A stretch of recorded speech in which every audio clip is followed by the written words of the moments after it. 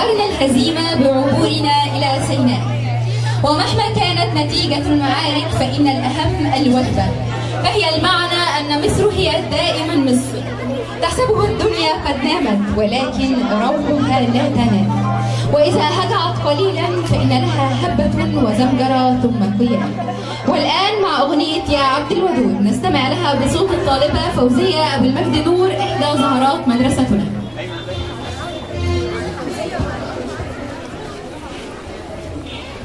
تعالي هنا فوزية، تعالي يا ماما.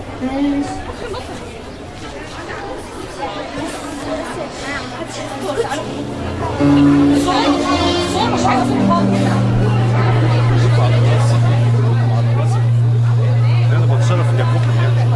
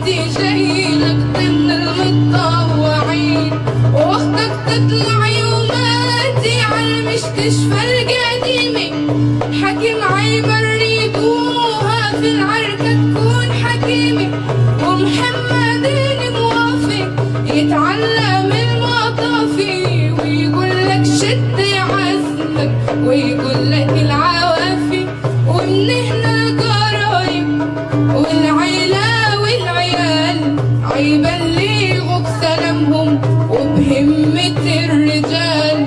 وآخر الكلام يقول لك في نختام الله يصون بلدنا ويحرس السلام. والدك حسن محارب غفير برج الحمام.